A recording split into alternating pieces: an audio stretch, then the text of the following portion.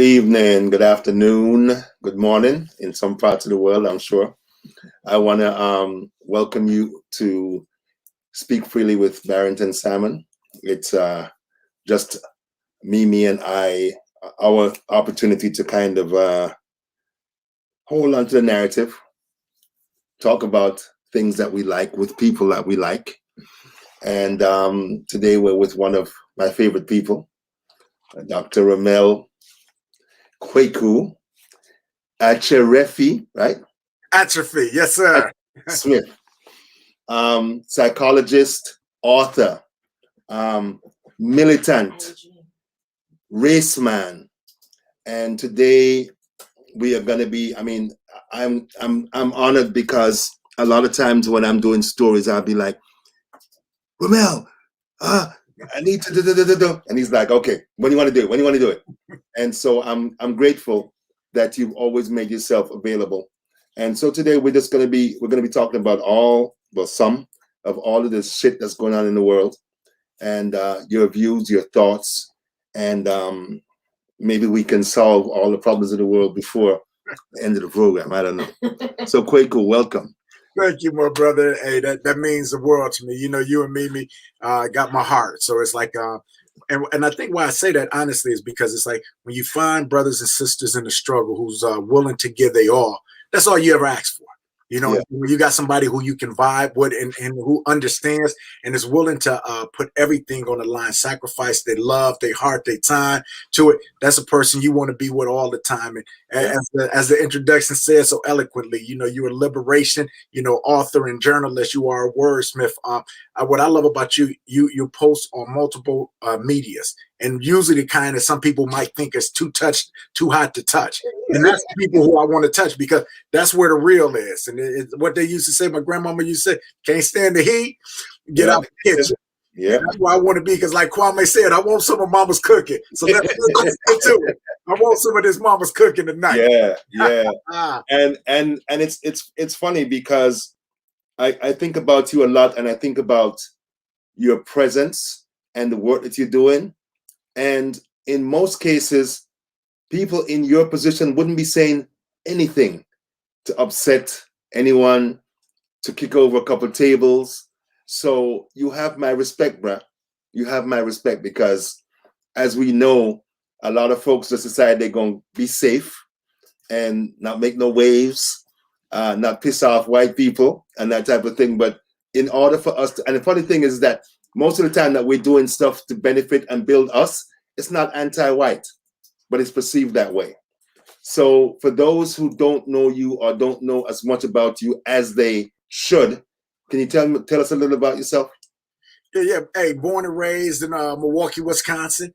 And I always say that because it's a documentary on HBO right now called Growing Up Milwaukee, and it kind of highlights how Milwaukee is. And so when people look at that, sometimes they see the struggle, they see the from every social determinant, Milwaukee ranks last or near last on everything. So when people see Milwaukee, they like, wow. So no, like, no lie. The last 5 years, Milwaukee has been either 1, 2, or 3 as the worst city for a Black person to grow up in Milwaukee. So we're talking from low birth rate to premature death to school education, to being employed, underemployed, unemployed, to incarceration. We have the highest incarceration rate in the whole United States. In fact, the zip code I grew up in, 53206, is the most incarcerated zip code in the United States, which by default makes it the most incarcerated zip code in the world because we know the U.S. is #1 in locking up its own people. Yeah. But I say that to say this. When I grew up in the 70s,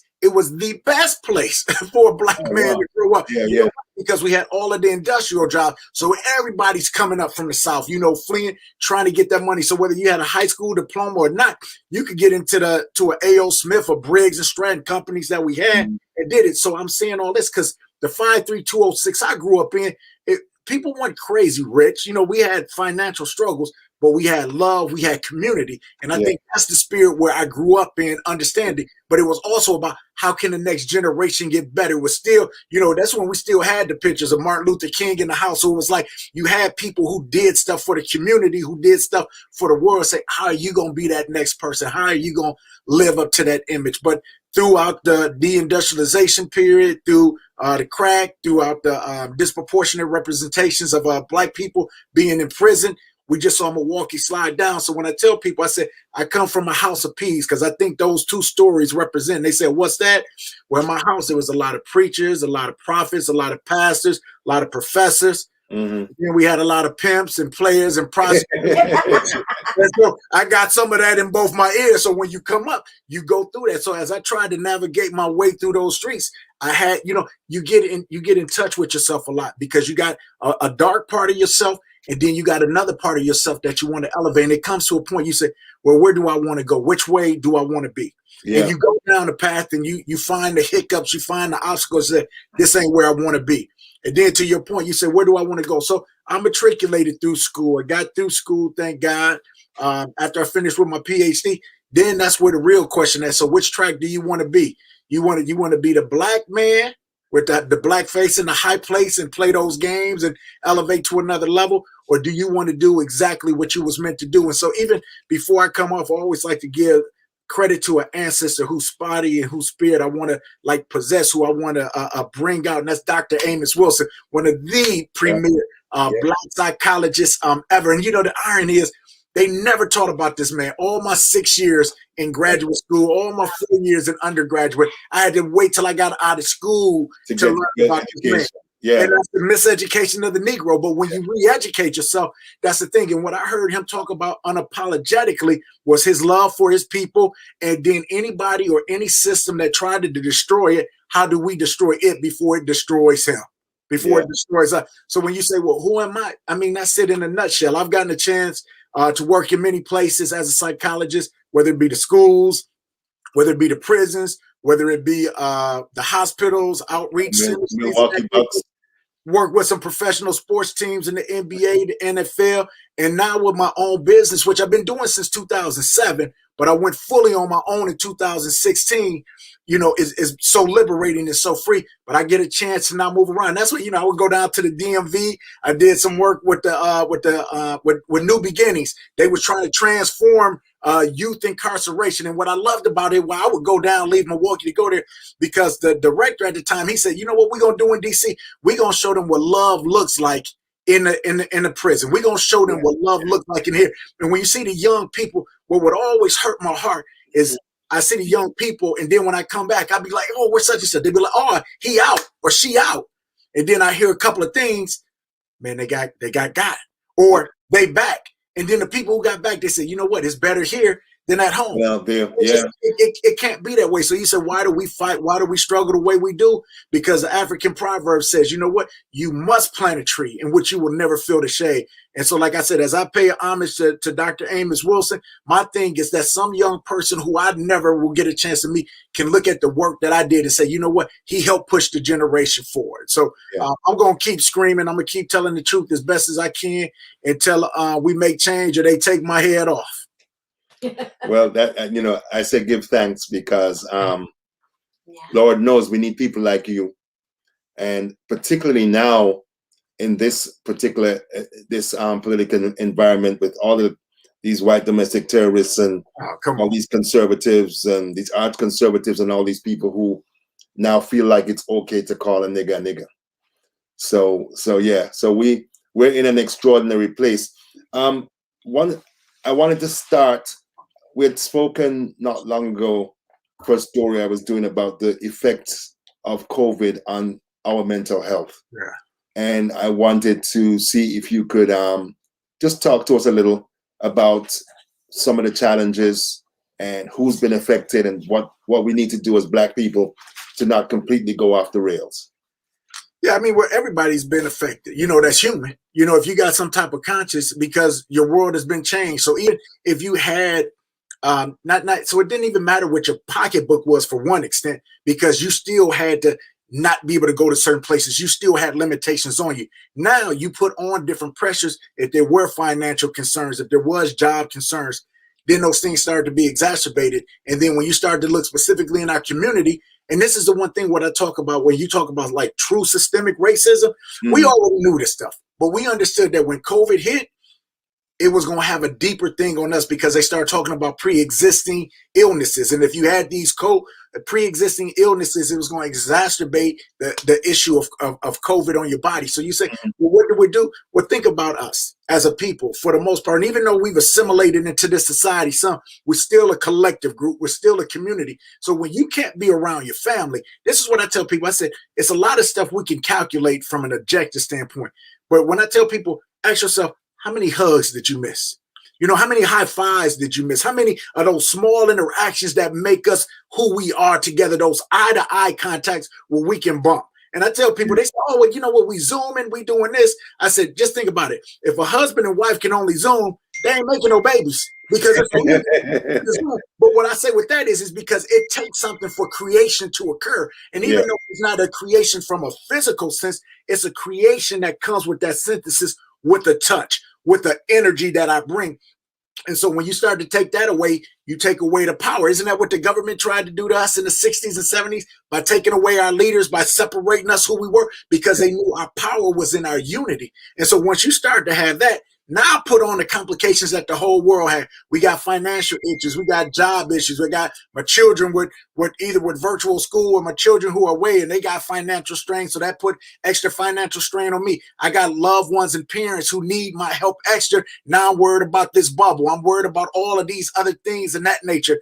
Those things weigh in on people if they don't have the proper access to be able to deal with it. So now the thing is this, well, what do you have as far as to make you to be in a good spot?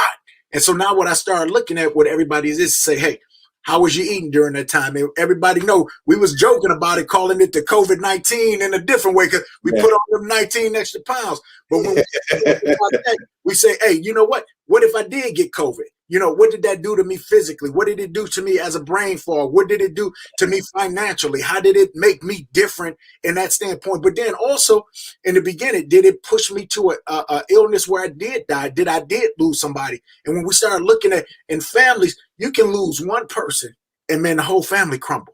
Because not the number of people, but it's like what that person was as the glue. And so when we start to get into all of these factors, you say, hey, it can have an overwhelming effect on you. But this is a beautiful thing about our people. When other people were struggling as a whole, you know what? We say, hey, you know what? We used to struggle. We used to turbulence. We used to this. So the thing is not to say I'm not struggling, but the thing is I'm going to find a way out of this. I'm going to get a way. I'm going to understand that this too shall pass type of attitude. And so what you start thinking is then, what do I do? What do I do to make myself better with this? And that's when you see the creativity of our people. How do we make this stuff come together? How do I bring this all around? And what you start to find is people saying, hey, you know what? One day, slowly at a time, we're going to overcome this. But in the meantime, between time, it is still real stuff. Now, mental health as a whole always has a stigma to it. But then when you start to put on certain communities, it's an even bigger stigma because we say, I'm not going there because either it's too white or they don't understand me.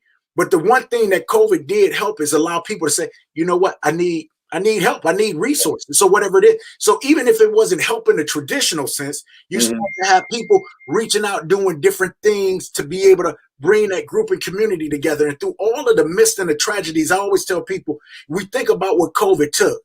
But then when you flip that, I said, what did COVID bring you?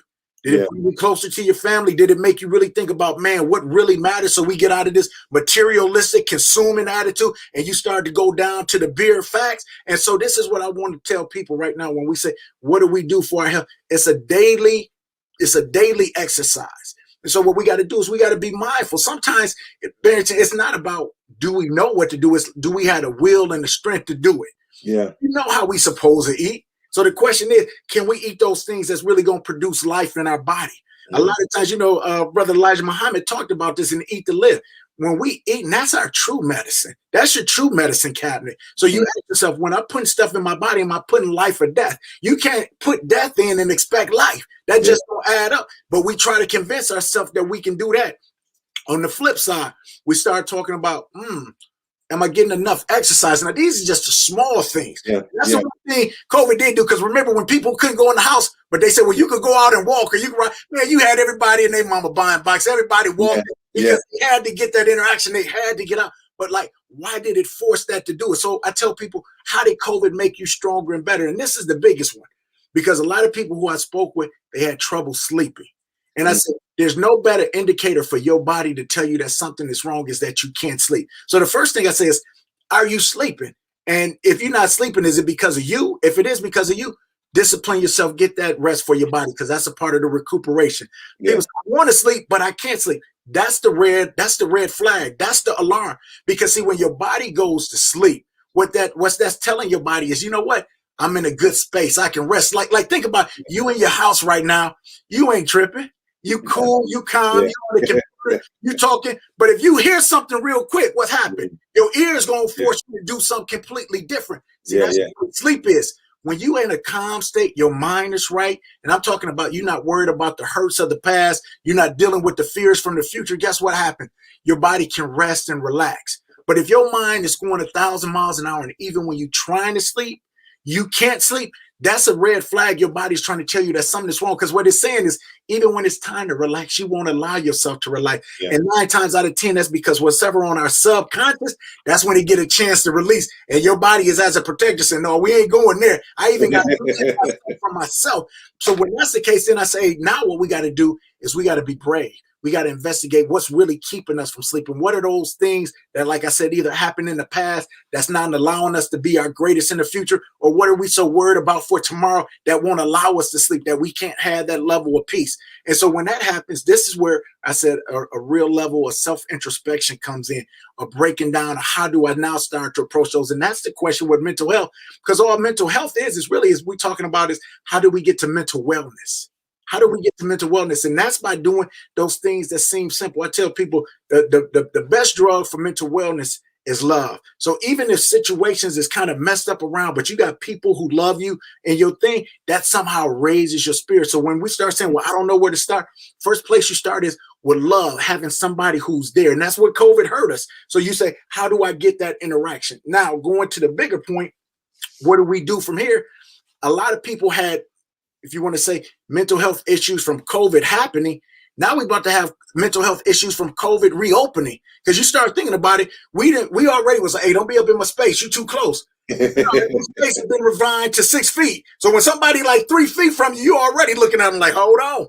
You're looking like, what's up? So we got to recondition ourselves to like this new normal, this new next. What's about to happen next? How are we really going to integrate this, especially when they about to open stuff up and you got other people who are on a whole nother mission? So when we start talking about that, we say, how do we condition ourselves to come back from this place that was an abnormal spot for us to going back into society? And the only way we're going to do that is to be at peace with ourselves. Because if you're never at peace within, you're never going to have the level of peace with others that you want or desire to have. Yeah. You had said that over the course of the year that what do you call it? Telehealth? Yeah, telehealth has really skyrocketed. Yes, sir. And I'm wondering if now that things are kind of petering off with COVID, if that will continue. And did you find your clients liking telehealth better than coming in to see you face to face?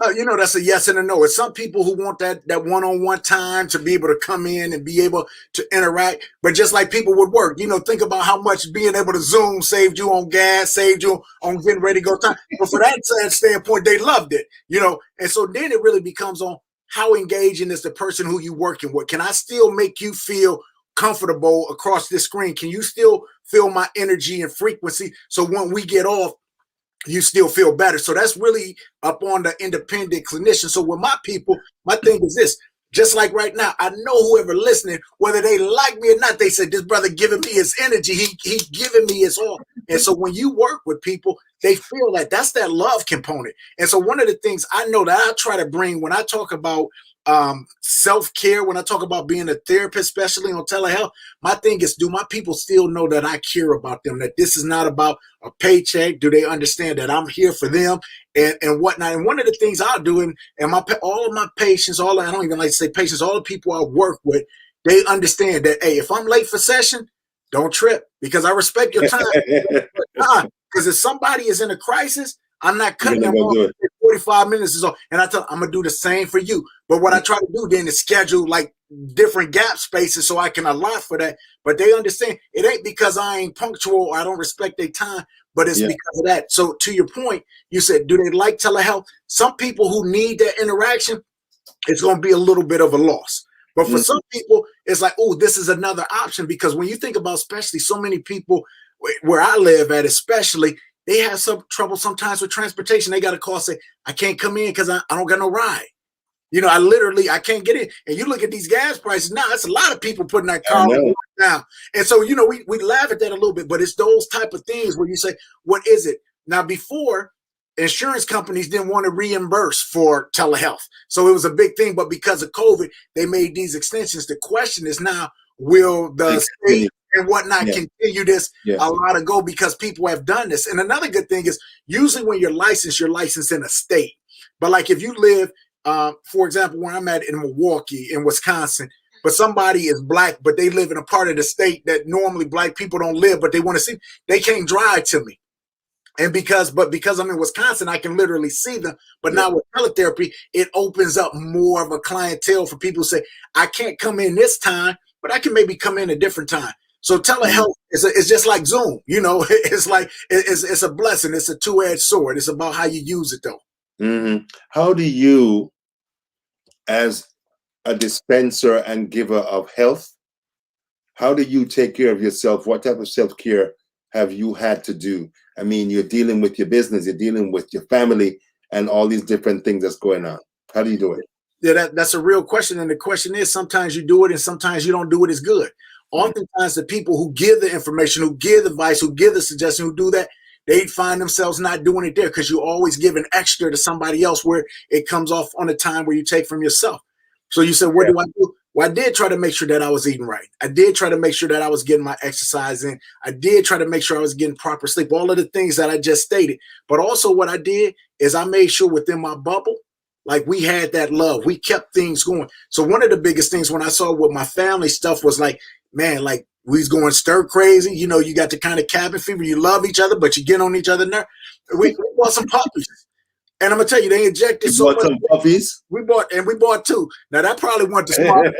Hey, I'm gonna tell you what we did is when we bought those puppies. So you know what it did? It injected a lot of love for the children. It gave them a different level of responsibility, but it put a different energy inside the house. Something that was new.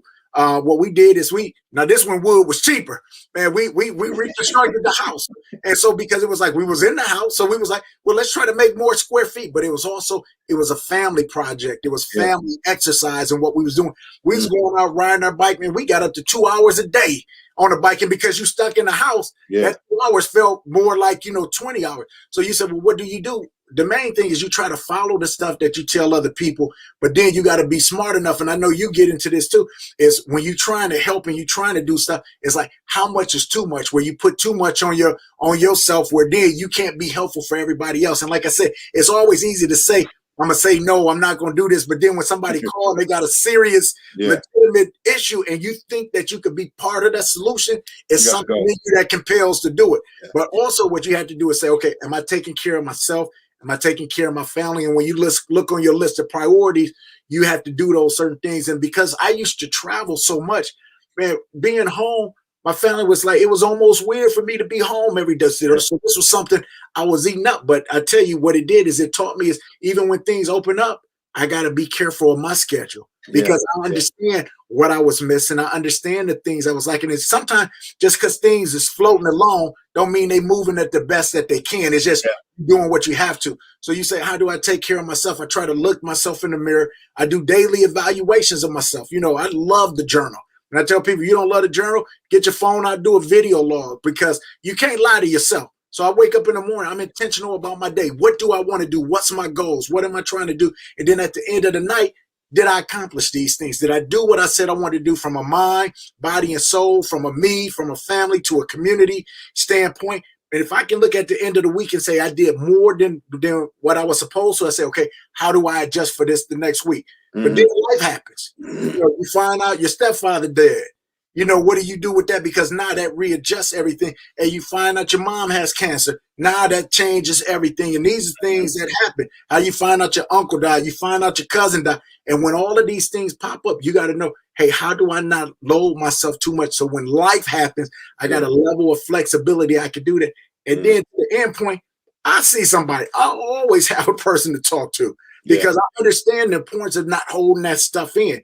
But I tell people, you can do therapy in a traditional standpoint where you talk one-on-one. You can have a good friend like a Barrington where you just say, hey, man, let me just chop it up with you. You get off your chest and it's good. Or with my fraternity, we got a group of guys where we can just kind of sit down, chop it up, man style, do what we do like that. So there's so many different things. What I tell people is you just got to do what's best for you and what fits you. Because what worked for me might not work for you. So I try to keep an arsenal of things that's proven to be effective from the past. Yeah. I want to switch gears a little. Yes, sir. Drop into some politics. When you see what's going on in Congress, Republicans aren't in control, but they control the narrative. They're controlling the movement of bills, and they're doing all this crazy stuff. And Democrats are like, what are your thoughts when you see that? Well, I mean, I don't have any respect for the Democrats or the Republicans, if I'm being perfectly honest. So it's all one in the same game. I do think that the Republicans are smarter as a whole, as a group. They don't mind lying to your face, telling you didn't see what you saw. They're going to do whatever works best for their thing. You know, for the fact, like after January 6th, you're telling me you got people coming in trying to literally kill you, trying to thwart what they call democracy, which is laughable in itself. But even in the form in which they call it, and then to call it out immediately after, and then just months later, because they thought the people was going to say something different. But what they found out is Trump is an oil snakes man selling for real. People didn't move. They're like, oh, we got to go back over here. They thought they was going to be on the right side of history. And so what I think is that what has always happened throughout the test of time is that the Democrats have always been soft. The Democrats have always not understood how to utilize power. And that was even when Obama came in. You know, he wanted to work across the aisles. Like, man, when the Republicans got a 1% majority, they taking it. They crushing you with it. They understand what a bipartisan commission on January 6th is going to do for their legacies, for the understanding of their party, how it could split them up further. That's why they blocking it. They trying to convince us that it was a regular tour. But you say, what does that do? It's just status quo for all of the same. It just lets you know that, hey, with them people, when they came to the Capitol, the storm, they told us that the Civil War started January 6, 2021. I said, you can believe them or not, but it has started. And this is part of it. When you have factions that will allow, just think, if any BLM or what they consider to be Antifa had stormed the White House like that, it wouldn't be a question. We'd be talking about how many catastrophes it was. It'd be like Sharpsville in South Africa. It'd be like what they did over in India. You know, we have these mass casualties and they try to explain it away. But when that happened, what that lets you know is that the people who allow that to happen, it's an inside job. So the people who you think are supposed to be serving and protecting, preserving something, they just open the doors and let them in. So I wonder, because we've talked about this as well, and it's really interesting because there is more conversation now about whether we should even bother, whether Black people should even continue to want to be a part of the larger society, or if we need to go back to what Minister Farrakhan and the Honorable Elijah Muhammad said about segregating, getting some states, and just moving away from the madness. Okay, so if we gonna jump down this rabbit hole, let's jump all the way down. Okay, let's take it all the way back to World War II. Okay, so we start thinking about Israel, you know, and then you got the British who bought the Louvre and they promising land to the Arabs at the time. They promising land to the Jews. We're gonna get you a state. We're gonna do all of that and whatnot like that. Come in 1947, you look at the land, what we call Palestine, and they say the Palestinians who were the Arabs at that time, they was like, we're not giving you this land. You don't have the authority to say that they could come over here. Well, they put the Jews over there. They let them come over. And then the UN break it up with the false lines that was already messed up the geographical way they tried to split it up. Now, where am I going with this? Because now, year after year after year, the Arabs like, we ain't having it. So they say, no, we're going to have a war. You can't have none of this land. But what happened? Israel gets help from what? Those great colonizers. And they beat you telling me that Israel, who just established this area, is able to beat Egypt, Syria, Jordan, and all of these other Arabs that's up in this place. But they do because they have help. So in the 6-Day War, what happens? They take even more land. And then as the years go by, more and more and more and more and more, where they have now strangled them. And even with Arafat, when he tried to do with the PLO and tried to get some things, nothing has ever worked. And then it was like, well, we wanted 2 states. Palestinians are saying, why do we want 2 states? This was all our state. We never gave you permission. And then on top of that, what are you saying? You're saying now you want all of the good land, and then you want the right to be able to come in where we're at and to be able to set up your army, be able to set up your camp where there's literally an apartheid situation. So now this is to your point right now. So whenever Hamas strikes and then Israel strikes back, they say, well, they had a right to protect themselves. Hamas is the terrorist. And then what do people say? They got a right to strike back. If that was your country, what would you want? And what Hamas is saying is like, listen, no, we never wanted you here in the first place because this wasn't your land. You came in and took it, and you're overtaking it. But what does the U.S., who still funds Israel, say without condition? Hey, let's stop the bombing. Let's see what we can do to create a 2-state. But think of why is that? Because they're colonial settlers. Now, if they were so careful, if they cared so much about people having their land, then why wouldn't they give us our own land too? Like Jerusalem, like Israel, they need their land. Why won't they put us in somebody's land who's already there? Say, hey, you go off and you have your own state. And this goes into what Elijah Muhammad said. This goes in with Louis Farrakhan said, let us be our own nation. You know what your reparations are for? You gonna fund us. Not you ain't giving us nothing. You paying us back for the hundreds of years, the centuries of free labor. So reparations come in all forms. So now, you know what? Once we have our own state, now guess what? Now we can start to talk.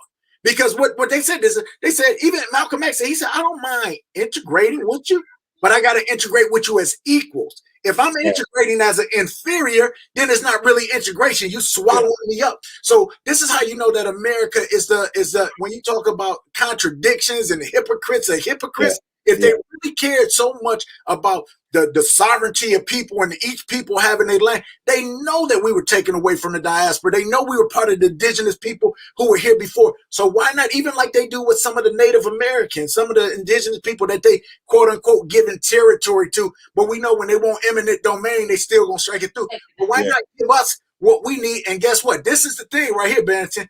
Let us set up our own economy. Let us set up our own nuclear weapons, because guess what? You're never respected as a sovereign country if you don't have to protect yourself. Why do you think they don't want North Korea? Why do you think they don't want Iraq? Why you don't think they want all these other people?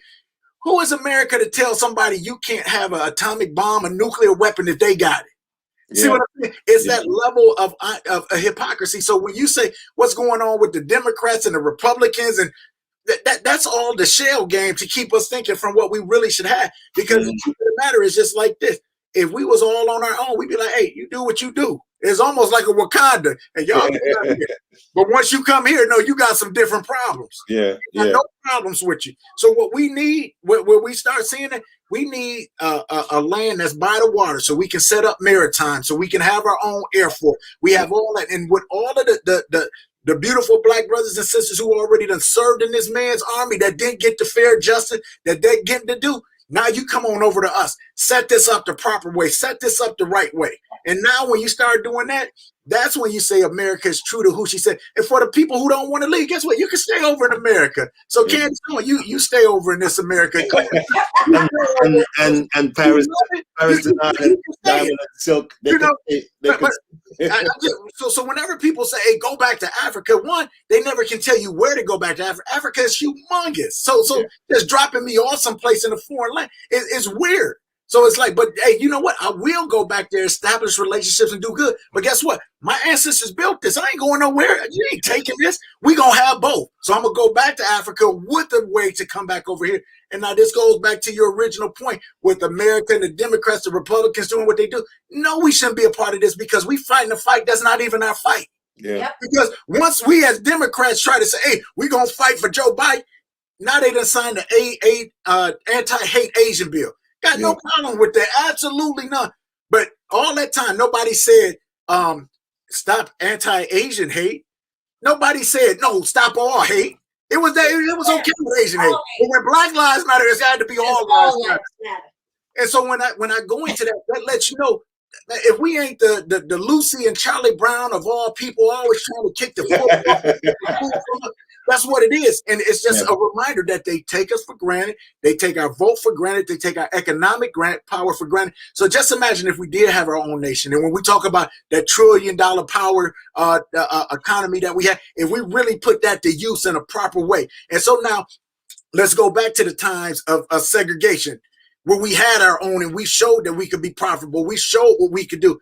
Just imagine what kind of nation we could be. Yeah. And then what if we wanted to get bold like Israel and just take more and more of America like they did to the Palestinians? That's what they're afraid of, because what happened when in 1865, when the first Emancipation Proclamation was done, they was like, we gonna give these black people a chance to go. They don't know what to do. And they was like, oh snap, they know what to do. They becoming senators. They learning how to vote. They know how to do the land better than us because they've been doing this before. We got to get a plan. And so when you see Jim Crow happen in 1899, that really started coming in 1870. That's when Andrew Johnson said, no, I'll take that land back. Let's remove these troops from here from your protection. All of that stuff was in play. And so even after that, we talk about the commemoration, unfortunately, of Tulsa in 100. So even after Jim Crow, they saw when we were segregated how we still could be prosperous. What they said, no, we can't have that.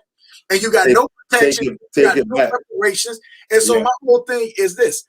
I have absolutely no problem with anybody who's good with me. You do good by me, I'm gonna do good by you. But soon as you do something that lets me know you are not a friend, you are opportunistic, we can't be friends in the same way. And we definitely can't do business together. And so what I tell people is this: when you start thinking about having our own nation and state, how is that bad? How is that bad in any of the leagues? When we got people who say, I don't want to pledge allegiance to the flag, I want to bend for the knee because it's not protecting me. Well, guess what happens in a marriage? Guess what happens in the business? If it's not going good, you divorce and you leave. And when you divorce, guess what? I want alimony. I want child support. I want all of the things that I'm owed. And if we had that, I guarantee you the way that they looked at us as a people as a whole would have to change. But when they still see you as a subordinate, as a younger child, as somebody who can be bullied and abused, that younger brother, you'll never get the full respect. Frederick Douglass said a long time ago, he said, power concedes nothing without a demand. So I tell people, as long as you asking, you losing. Yeah. I got a question from my brother Sean. What would your point of view be on colonization, supremacy, consuming that separation, as the systematic problems would not have been addressed and then become a target like Tulsa? You know, that's a deep question, because even like, so let's take it a step back. They always say, what if we were given reparations? How would we be able to heal, to be able to take those and then not just get those spoils back away? So when we talk about the colonization of the mind, well, there's an old saying that said, it's hard to heal in the same place that made you ill. So if I'm giving reparations in America and I'm still dealing with white supremacy, I'm still dealing with systemic racism, I'm still dealing with the issues of even the hate from my own brother that's come from that colonized mind, guess what? It's not going to work. So the literal separation, Brother Barrington, think about this. Why were correctional institutions created in the first place? They were created for three reasons. One, if you did something wrong, they said, hey, we got to punish you. We got to slap your hands. But it wasn't a punish like we're going to kill you. It's a punish like one. Then the second thing is we're going to punish you and take you away from society. But then we're going to correct you. That's why it's a correctional facility. We're going to give you the tools to reintegrate you back into society. Then three, it was a deterrent. So if somebody else do what you do, say, you want this? If you don't want to, so that forces people to stay right. So put that in your mind. When a person comes out of the military, what do we say? Oh, this person has PTSD. Why? Because our military, though they do a great job of training people for war, they do an absolutely horrific job of retraining people for re-entry. And so when a person does that, they have to go through a psychological debriefing and detoxification to become back into a regular person, into a regular society. If a person is addicted to a substance, they go into rehab and they detox. Once they detox, then they can get the system back flowing. So I say all of those 3 points of this. If we have our own state and nation, guess what? Now it's got to be a healing. But guess what? We're in an environment we can heal. Think about any rapper that was hood. Think about Mr. Ice Cube, NWA himself, Snoop Dogg, the people who scared the hell out of white America. Well, they got a little money. They got into some other little areas. And guess what? They mainstream. And I'm not saying they sold out. What I'm saying is they can flow into mainstream society. Why? Because they've had some economic advantages. They're looked at different with how they come. So what? Their whole personality is different. There's a level of maturity. So just guess what? If we in a place where we can heal, why do you think a fictional movie made people cry the way it did? Why people mourned the death of Chadwick Boseman? Because Wakanda represented what we really think we could be. It was like, this ain't fictional. Like we could be this if we had our set where we was just love. And you know what scared them was the Million Man March. Think about how beautiful that day was. Yeah. They was like, oh, it's going to be trouble. It's going to be this. It's going to be that. But once you got all these brothers in a place where it was love, you saw them maximize the best. And they said, what did I tell you? I grew up with peace. So awesome. You can get the pimp or you can get the preacher. You can get the pugilist or you can get the prophet. You can get the professor or you can get the person who's going to push you down. And so what I'm saying is it's your environment. And so you say, what's the point of view of colonization and consumacy, white supremacy? If we in a place where we got healing, where we got love, where we got each other and we building for each other and we go back to our roots, that's when the DNA of our roots come back up because we can really be ourselves. I ain't got no reason to be mad at you because why? We went in together.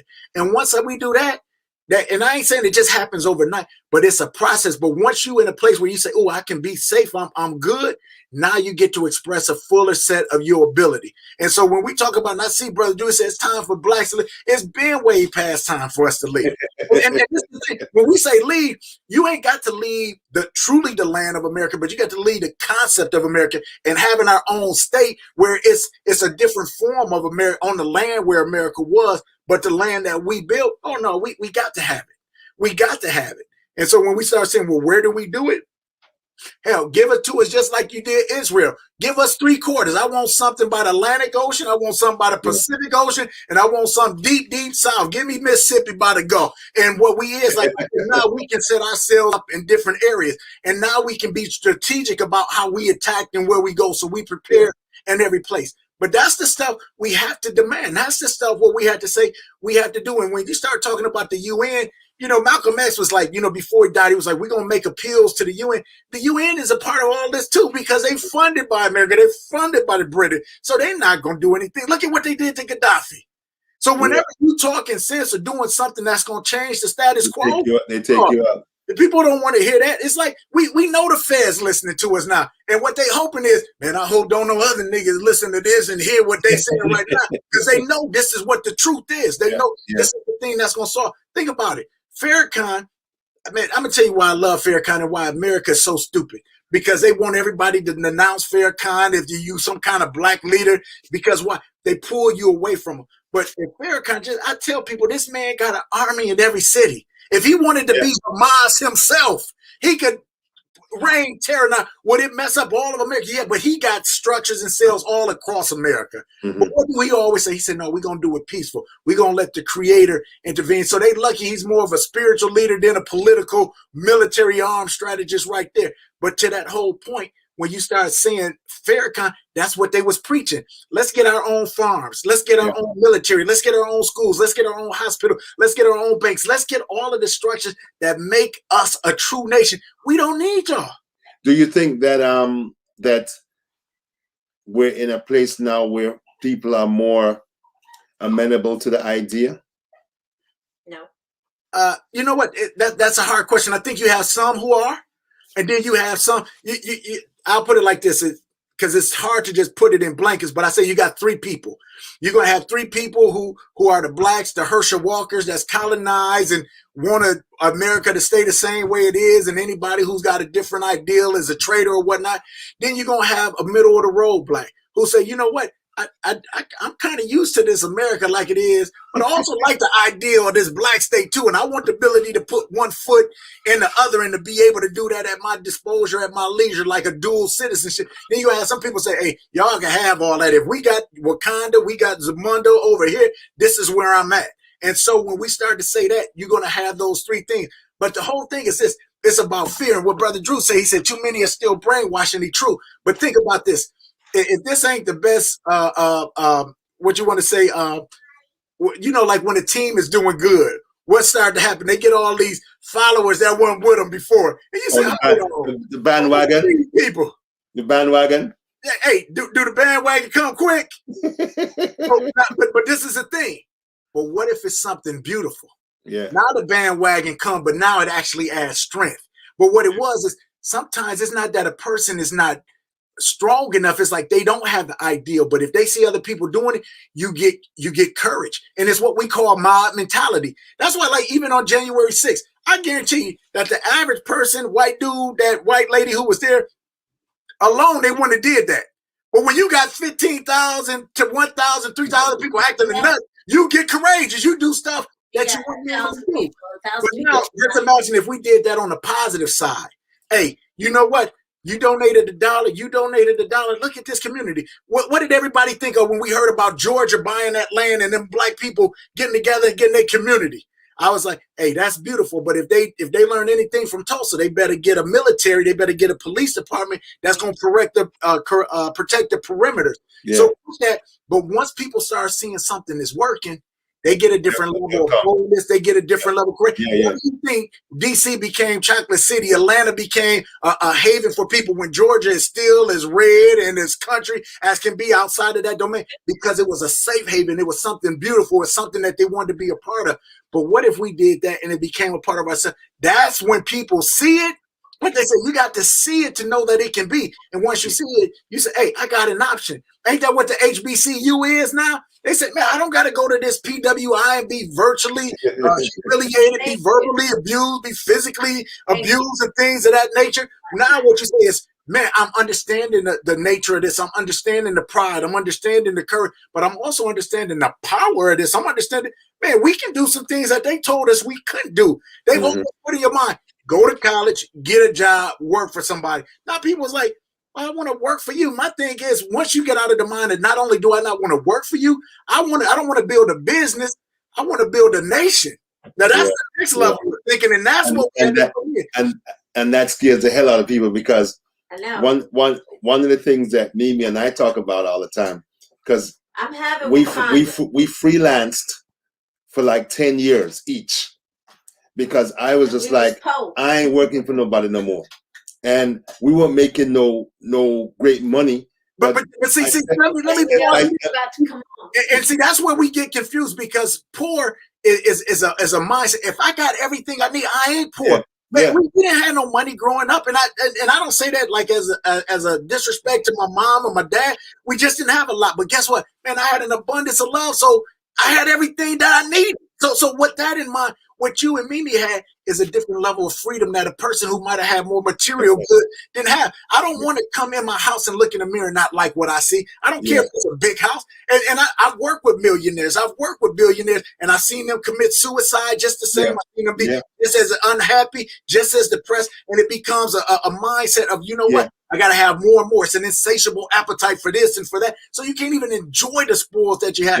There's no better freedom, no better spirit of richness than the person who's saying, I have all I have. And even though I don't want to go to Greek philosophy, I got to go for this one right here. The man Diogenes, known to be, like this flagrant philosopher that nobody cared about, that was dirty and whatnot, but lived his own life. Alexander the Great came before him, said, man, I love you. He said, I give you anything. Tell me what you want. Now, this is Alexander.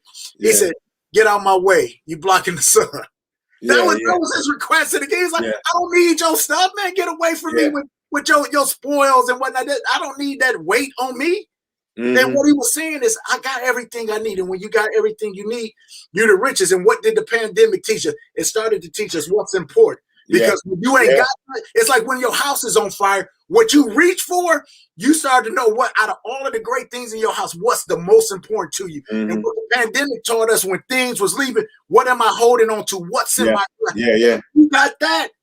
You richer than somebody who got a 20,000 square foot house and 30 acres surrounding it that don't got no love inside of it. So when you say, yo, I did that, that's the ultimate highest form of respect. Ain't that our maroons? I tell people I ain't a house nigga, I ain't a field nigga, I ain't none of your kind of nigga. I'm a maroon. I'm living on my own. I don't need your house. I don't need your cabin.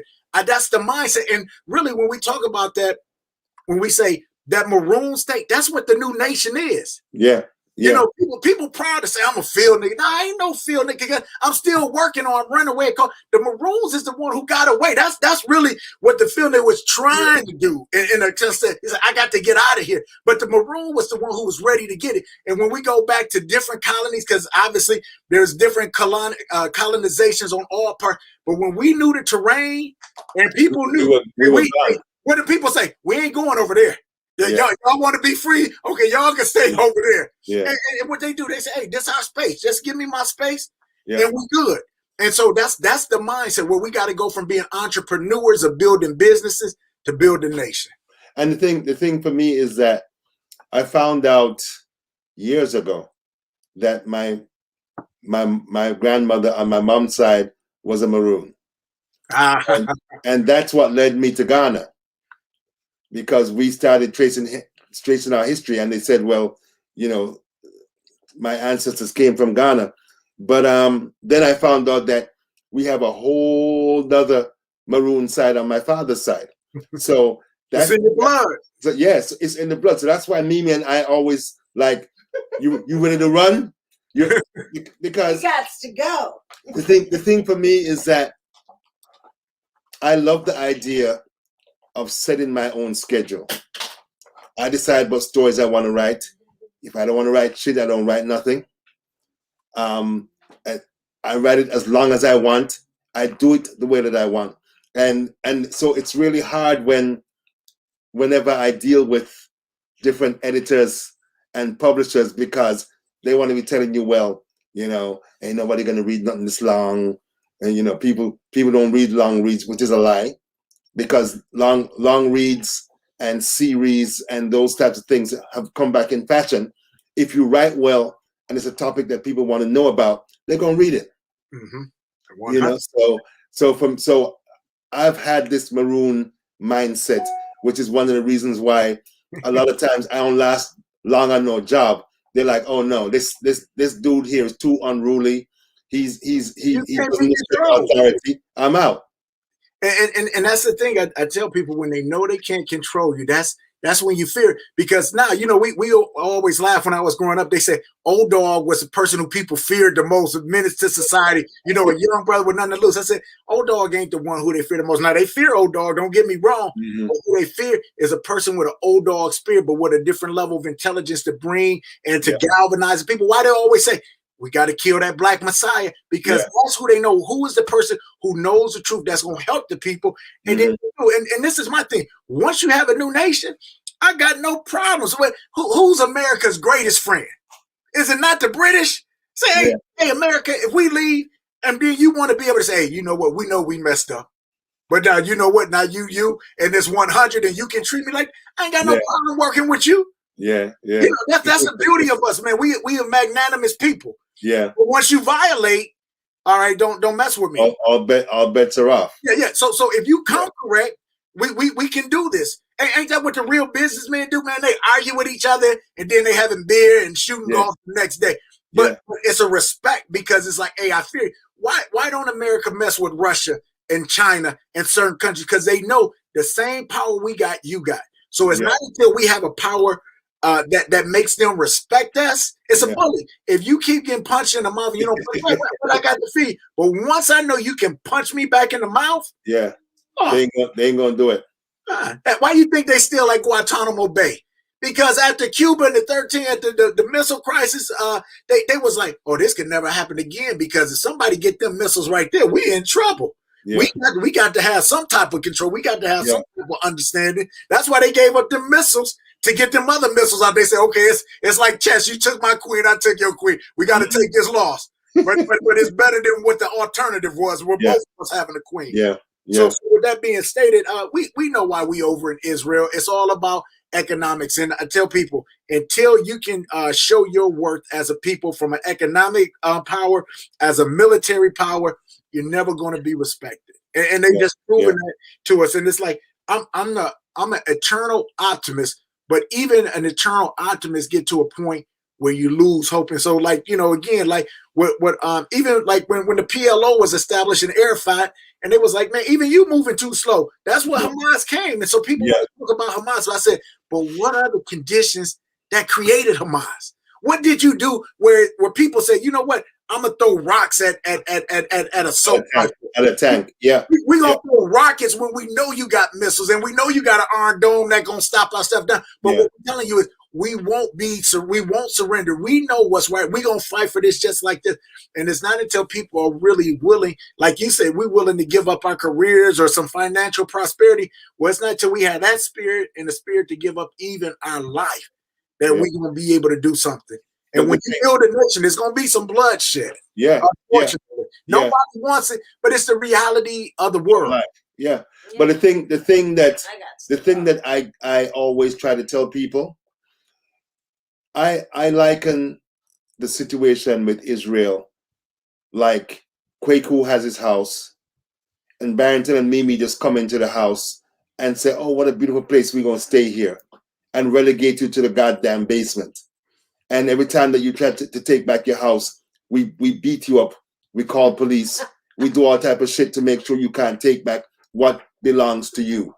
And the thing for me is that when you look at Gaza is not a very big place in terms of acreage and stuff. No. They have 2 million Palestinians living in Gaza.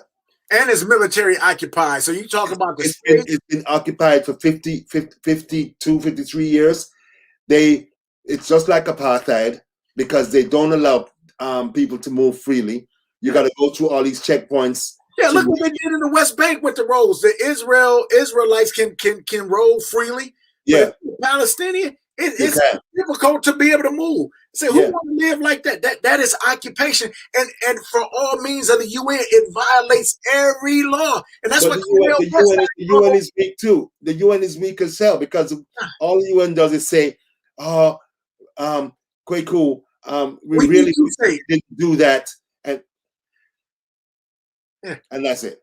And to the point, man, I don't want to see no women. I don't want to see no children killed from Israel. I don't. I don't. But I understand why Hamas specifically, I won't even say all Palestinians, but Hamas say, hey, we got to do something, because some of the Palestinians like, well, let's do the 2-state. Let's do that. They're like, no, we're not compromising. We never told them they could have this land. Just because they were stronger than us, they came and they was like, this is ours. And that's why they say they don't want no treaty. They don't want Israel to exist. They don't want, because that means they're going to suffer. They even not that fool. He always talk about. He said it can't be no 2-state. Let's be real. We ain't giving y'all 2-state. The way that Netanyahu has done it, there's no 2-state anymore, because they've taken most of the Palestinian land. It's laughable to even consider a 2-state. I mean, and you think about it. Anybody who says something in favor of the Palestinians, or tries to defend, you're anti-Semitic. You're anti-Semitic. Yeah. And it was I remember my man from CNN, Mark Lamont Hill. He went over to talk to the UN right after, and he said, "From the river to the sea." Yep. And they fired. And he called hell. He lost his job at CNN. Yeah. They tried to kick him out of Temple University. And he tenured. That's the crazy part. A tenured professor. And it's like they said, those are speaking points of Hamas. You're rebelling up. Yeah. He said, listen, he said, man, it's been people from Israel who said that wanted the 2-state policy. So he was like, I wasn't saying anything like that. But what they try to do is, if you're saying something that makes sense, they try to make you seem like you're the villain. And then what happened? Let's be real. Let's just be real. Who at CNN had his back? Now, who's the only black man at CNN who could have said something to maybe have had some I don't know. Is there anybody? And then they want to write like Baldwin. I said, you can't write like Baldwin, but then not act like Baldwin. Yeah, yeah. Because I mean, look, the same thing happened with Roland Martin. Yeah.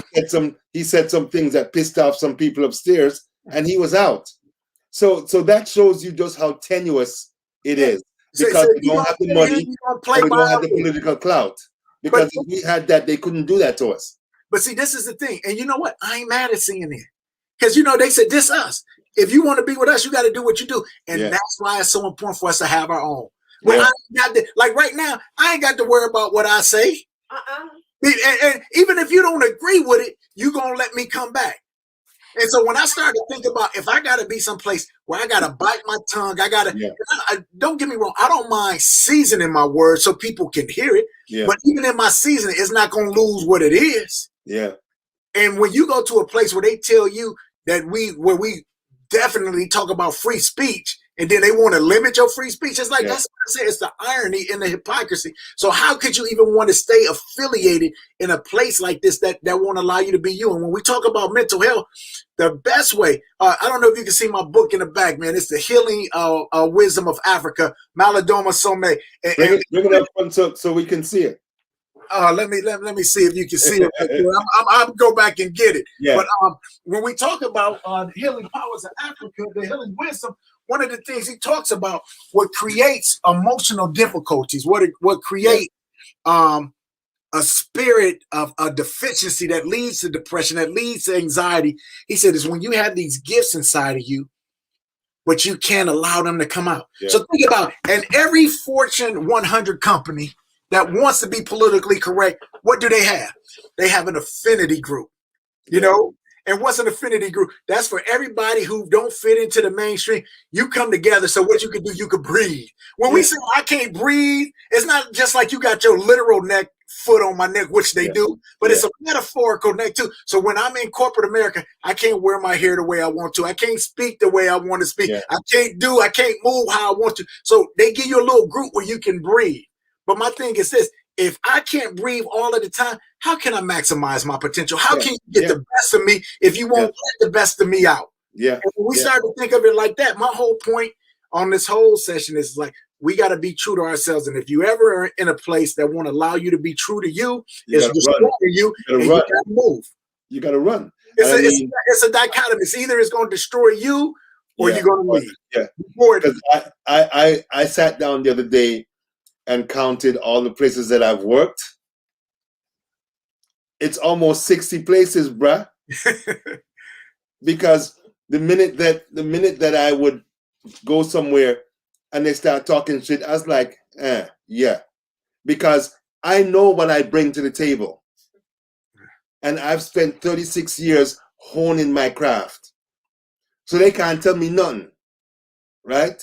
Because I'm going to find some, and a friend of mine said to me the other day, she said, oh my God, she said, you freelance for 10 years? I said, yeah.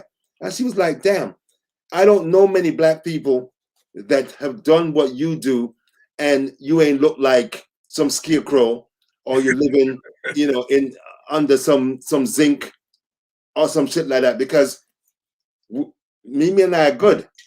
We don't miss a meal, right? We have a roof over our heads. We have the things we need. I don't even care. I just don't give a shit. I didn't give a shit when I was 20, and it's worse now. I don't have shit to lose, bruh. Yeah. But that's what makes you scary. And see, when you go to job, see, that's how they try to set up, like when the police try to set up a case on you and they give you bogus here, a mediocre charge here, mediocre charge. Because what they want to do is when you go before the judge, say, look at the list of this. So when you go to the job and you got this and you do it, they say, oh, what's wrong with him? That's a red flag. Like, hey, this is that dude right here. You don't want him because he going to come in and be poisoned. And what it is he going to tell the truth. And again, that's why I don't agree with everything Brother Farrakhan said, but I agree with a lot. I agree with a lot. And I'm going to tell you why America is afraid of him is because he speaks an unapologetic truth about a liberation and the freedom of the mind, understanding your enemies. And so when people talk about whatever he may say. One thing I can tell you about Brother Farrakhan is you talk about, like you said, I've been true to this forever. This man done been true to this through, you can say whatever about what Malcolm X, but what Elijah Muhammad and all that's coming. This man, since the you want to say the refiguration of the nation after that kind of went down, after Elijah's son had it for a while, he rebuilt it. And he been going strong since the late 70s. You can't do something this long, this powerful without having some truth to it. And I'm going to tell you, the other day, I got a chance to watch Minister Farrakhan play his violin at a concert. Yeah. Now here he is with an all-white orchestra behind him and playing, and people looking like, why is he playing with him? Why is he playing? And the lady over the orchestra, she said, listen, just like animals and kids don't lie, she said, the instruments don't lie.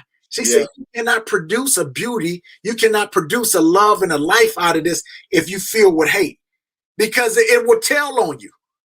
And when you see a man who's this multi-talented, who could have took that gift, just think if Farrakhan never said anything about the world, this man could be one of the violinists that we talk about, like, wow, you know, like, because he's just that talented. Like it's willing or somebody to sacrifice the riches of the world to say, hey, I still got my talent, but this ain't what I'm true to. Yeah. And my point is this. If you're not willing to sacrifice something, you ain't lost something for what you're saying, you're not really true to it. Yeah. You can lose some battles. I understand that you lose some battles, but if you lose too many battles, you're losing the war. So what's the use? It's sometimes where you got to fight. And you said it too. You said if you're in a particular space and there's no challenge, no one's afraid of you, that means you're not telling your truth.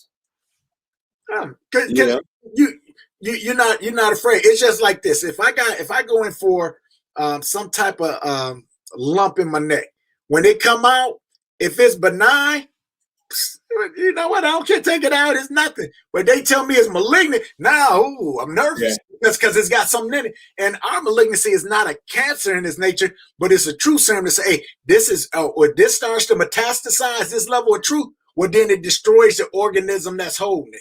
And what I want to tell you is this, is like, that's what we have to be. And if you speak it in truth and you speak it in love, who can deny that? Anybody who opposes the truth, anybody who opposes love, you're going to be an enemy of me. And that's why, like, even you will hear some people from Israel say, hey, you know what? I understand the Palestinians fight. I understand even Hamas. Now, I don't want them killing Israelites, people from Israel, but I do understand. And when you can get somebody from there to at least be honest, you say, hey, we can make some movement now. Yeah. But people hear what Malcolm X said, the knife, you take the knife out 6 inches, that ain't progress.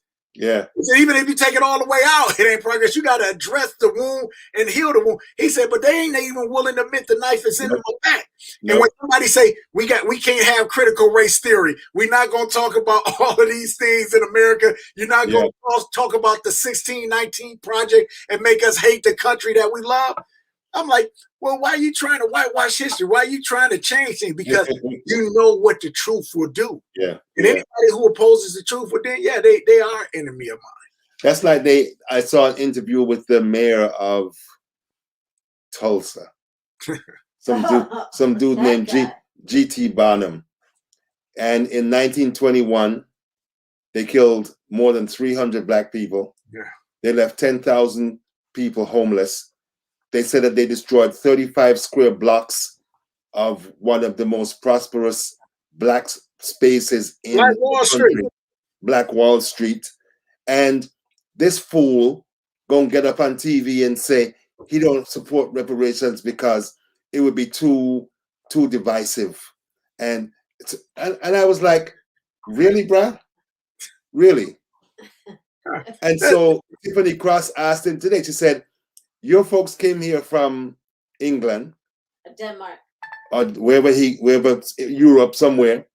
She said from 1666 until 1865, you guys had enslaved Africans. 930 something enslaved Africans. Yeah. And she's like, and how you think the people, the descendants of the people who she said you got your wealth and position because of that. And yet, instead of trying to take care and repair the damage that you all did, you're going to say no reparations? No, But think about this, and this is what we talk about the level of disrespect, because no reparations can ever repay anybody for what's been lost if there's been a loss of life. But we know that those who were considered to be indigenous, that from the Dawes Law, we know probably weren't really fully indigenous in the first place, have been repaid. Yeah. We understand that Jews from the Holocaust have been repaid. We understand that those who were in Japanese internment camps were repaid. We even know that they had some level of hypocrisy within their guilt to even do a level of reparations for those abused in Tuskegee, as far as some of the offshoots of their generations. So I said, hey, so you set a precedent that you do reparations. But you know why they'll never pay us reparations?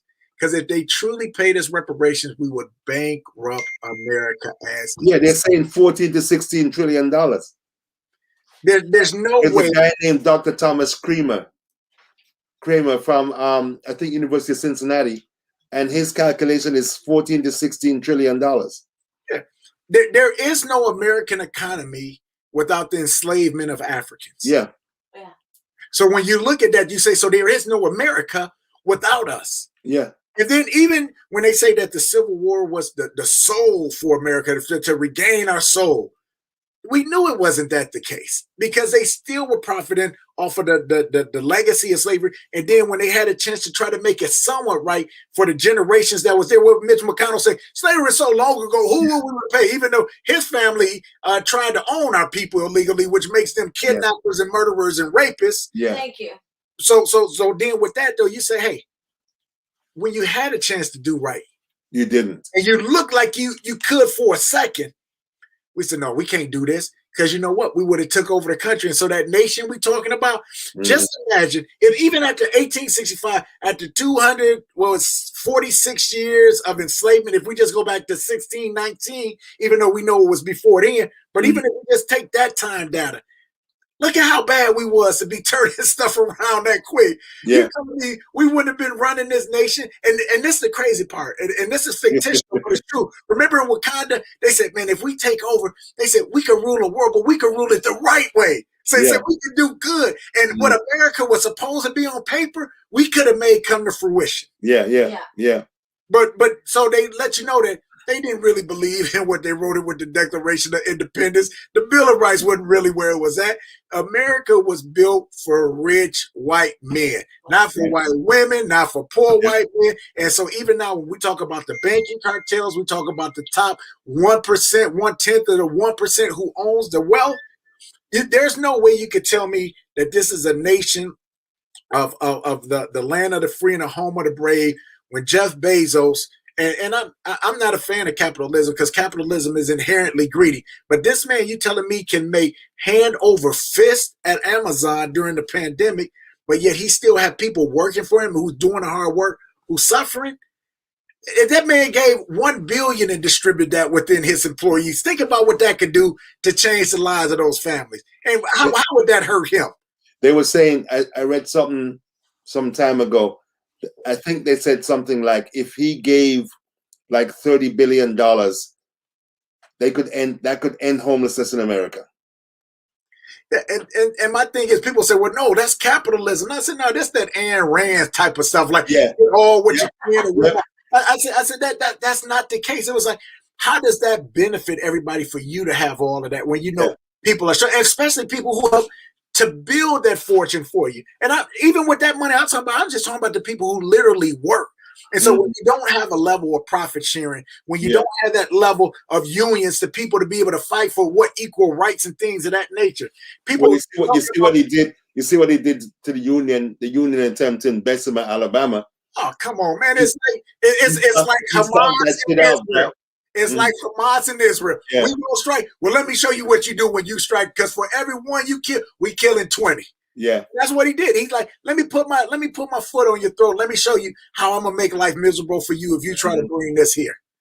Yeah, but the thing that's interesting is that they said that effort has catalyzed all of these different unions, people that want unions in other facilities, Amazon facilities around the country. So he thought he had killed it, but But see, that's true democracy. Now, if it's a true democracy, the masses will win.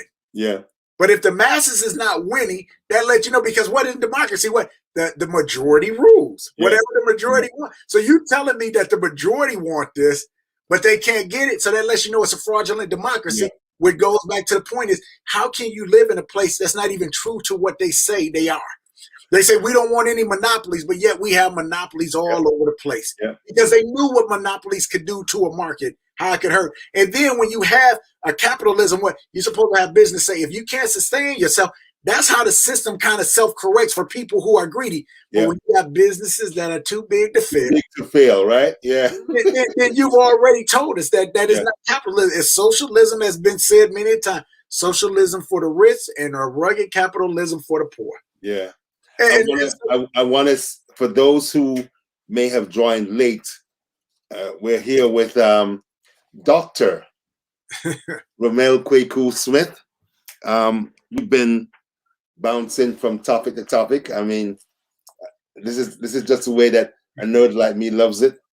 Just kind of drop in on different topics and share our views. Thank you all for being here. Thank you for your questions. If you got any more questions, you can drop it here. You said something to me earlier, Kweku, about rites of passage that your son's going through. And I was wondering how important you see that and how can we spread that to our young men and women, young boys, young girls, to give them that type of moral grounding, that cultural, strength and resilience and that type of thing. How important is the whole child rites of passage thing for our children? I mean, I think it's everything. What's the number one rule Imhotep taught us? Know thyself. See, when you know who you are, you know what you can do, you know what you can't do, you know what you're supposed to do, you know what you're not supposed to do. But when you don't have a rites of passage, then you have people looking for fraudulent rites of passages. So what makes a man? And you start to go into all of the things. I'm not talking about masculine toxicity. I'm talking about the stuff that just don't make a man, but somehow you get credit for manliness with it. But once you understand what your responsibility is to the ancestors, to the creator, now you move in a different direction. And I tell people, this is one thing Disney absolutely got right, was the Lion King. Because it's Simba. When Mustafa was there, Simba was what was he saying? I can't wait to be king. Like this is my kingdom. I can't wait to rule. He was even willing to go into the elephant grave, do stuff he wasn't supposed to. He like, I want to see all this. But when his daddy was lost and he got around some weak men like his Uncle Scar, what he do? He had to leave. And then it just became about him. It was Hakuna Matata in the wrong way. It's just like, it's about me. I'm living good. The community burning, but I'm good. But what happened when that professor, when that teacher was Rafiki, when the ancestor's father came back, when his girl, the lady interest, we got to have the queen by our side. Listen, this is what you're supposed to do. Snap out of it. You get those three entities, and now what happened? That's reawakening him that DNA that was taught from the beginning. So you say, why is it important for young men, young women to know that? Because we go through these liminal periods, and that's what the rites of passage is. What is you're here. I take you away, but when I re-enter you back here, you coming back a different person, and everybody knows it. Now I expect something different from you. You can't do what you did before because what? You got a different level of training. You got a different level of understanding. So that's why you got to teach them. How do we prepare our own food? How do we take care of ourselves? The first thing they get up in the morning, I say, you know how you win the day? You're going to make your bed. You're going to drink some water. You're going to meditate. Then we working out. That's the 4 things we do. I said, once you do this, you ready for the day. Then you go to school, you do that from 5:30 to 7 o'clock. We got a curriculum that we set up and we do. 5:36, we watch Lester Holt. You know why? Because I want them understanding what's going on with the world. And from 6 to 7, we doing a variety of things, from learning things that's like regular life skill principle to different conversations like this to actual real nitty gritty type of things. Some things I won't even say up on the air, that's getting them ready, understanding who they are and what they have to do. So once they return, now guess what? Everybody in the family, if they do something wrong, they was like, oh, I thought you was going through manhood training. And now the ego here, because they like, oh, man, I got to do, and it's time to step up. And what I let them know is, you're going into manhood. Manhood is steps. You ain't at the top of the thing, But guess what? Each year, each day, you taking a step higher. At certain levels, I ain't got to in manhood, so I let them know I'm still going. So you know what I do, brother? I bring other men into the mix. I bring other people who got skills I don't, so my boys can be stronger, because that's what the real group is. So it's not just me having a monopoly thinking I know everything. What I know is some things I know my boys need that I can't give them. So I'm going to bring that in. So you said, what's the importance of it? It's about letting people understand, hey, we never had that.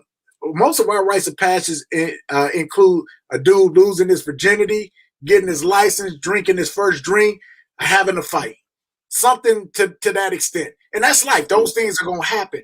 But what I want to let them know is what makes you a man is, hey, how is you treating this lady? How is you looking out for your community? How are you taking care of yourself? How are you educating your mind so that you could be a blessing for the ancestors? Everything that the ancestors did for us, I'd be damned if you're not going to respect them and disrespect the life that they've given you after all they suffered through to be able to put you in this spot so you could propel to another level and make another step for the next generation. So in my mind, it's always about those libations, giving honor to the creator, the ancestors, the elders, talking to the people who within our peers, and then stepping a path for those who come before us. And once these young men get that message inside of them, it becomes something different. You know, I laugh with people. I say, when I went through a pledge period, that was the closest thing I had to a rites of passage. As much as I love my fraternity, it was some great things and there was some dysfunctional things about it. And so when I say is, now how can I take the best of what I learned, remove the worst of what I learned, and then put it in a different capacity, and then being able to go back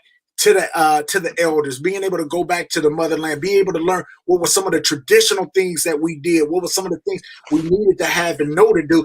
That's the stuff I'm putting inside of them, things that I didn't have.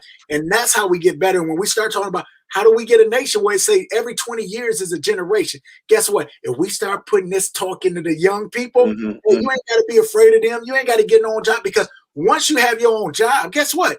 You realize you still got to pay taxes to this man. You still got to follow this man rules on this, or he'll take you to jail.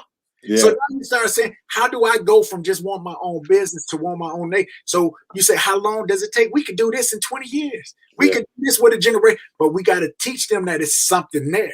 We got to teach them that it's there. And the more, like we said, with simple, once that knowledge gets back, it's already in their DNA. We just stir it up and give it a ground to do it. And if we do have a sovereign land, just imagine how beautiful that could be. When I tell you, man, my wife and Mimi get on my nerve because they be, ain't you know, and I can't say it.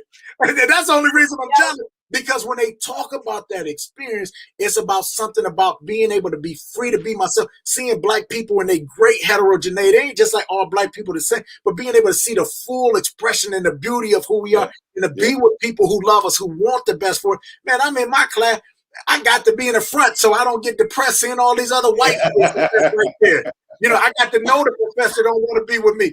My first class in graduate school, Barrington, is 12 people in class. They said, we're going to have 6 groups. Everybody partner up in 2. Well, guess what? It was 5 groups, and then one of the groups had 3, and I was by myself. So that was the 6th group. Really? Yeah.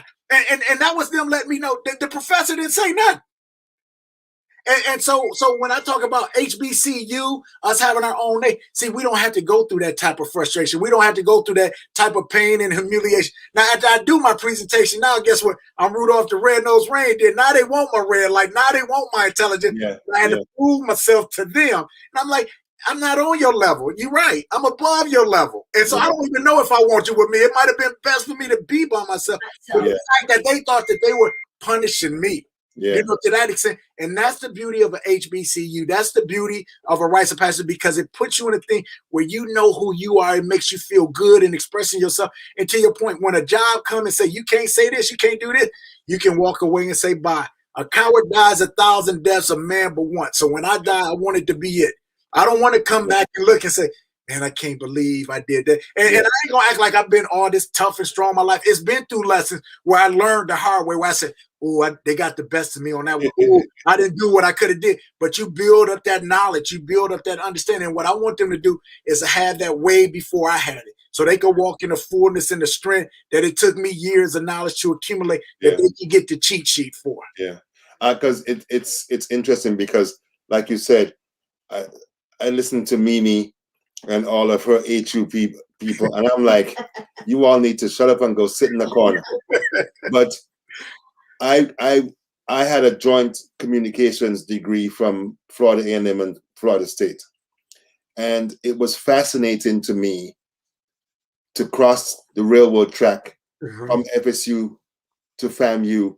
And that 20-minute walk was like moving from an alien place to home. Because the teachers that I had at FAMU, I couldn't do no bullshit. They would call me on stuff in a minute.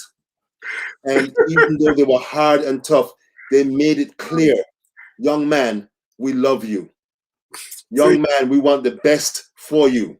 Young man, you're not gonna come in here and do bullshit when we know that you have the capability of doing better. At Florida State, they ain't give a shit. Yeah. I was in a class with like 300 students. You a number, you would pay change. Right? So, the thing that really just broke my heart was that there were so many black kids who came to Florida State, and all it was them having you come in, take that Pell Grant, and there's no retention program. There's no real desire for them to do what needed to be done to help you hold on and matriculate through. So there were kids that were valedictorians, salutatorians, who lasted a semester. Yeah. And they were gone. And I was like, damn. And at FAMU, they were like, nah.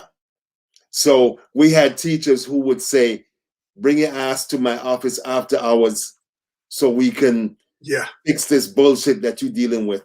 And so, or invite you to their house for dinner, invite you to be with other faculty and other people. I mean, it was amazing. It was amazing. No, and that's what I always say. You know, I said that the major ingredient, the major medicine is always love.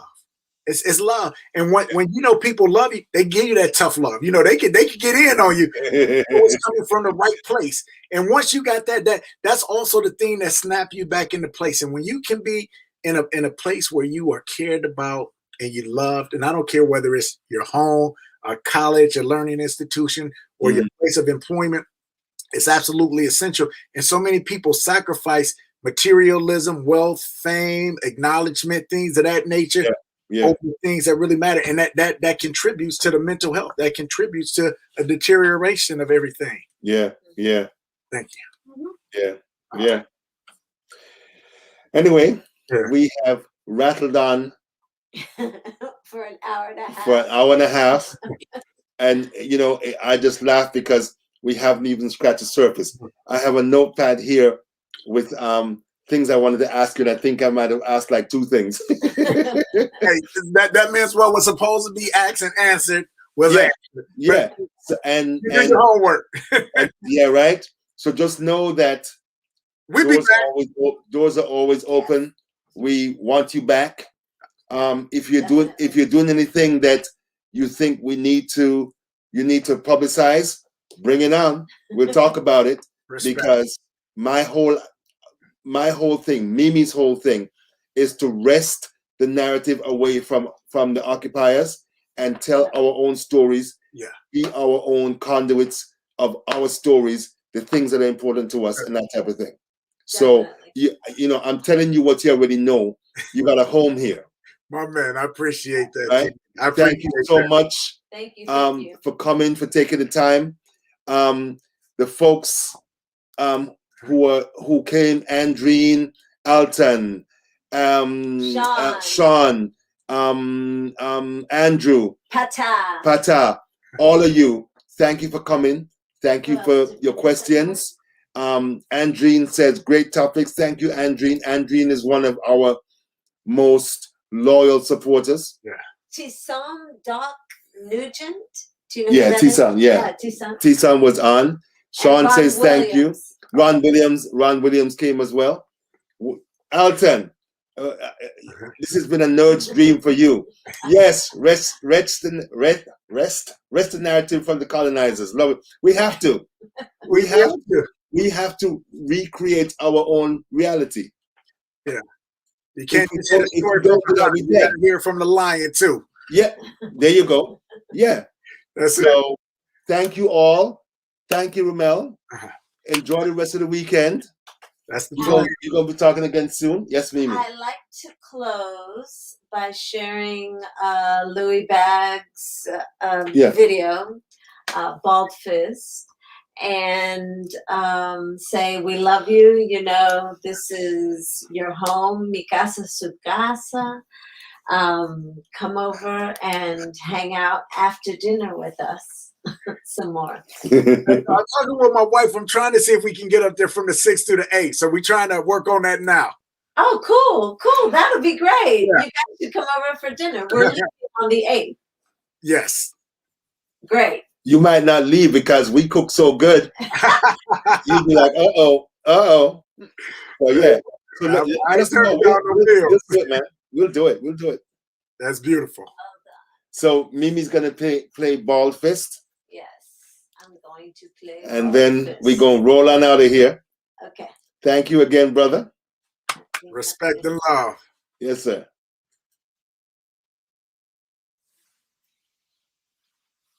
Oh. No sound. You can't hear it? No. I think I have to turn mine up. You can hear it here. It's not on here. It's not coming out? No, babes. All right, I'll turn off. Turn off your sound, please. How do I do that? I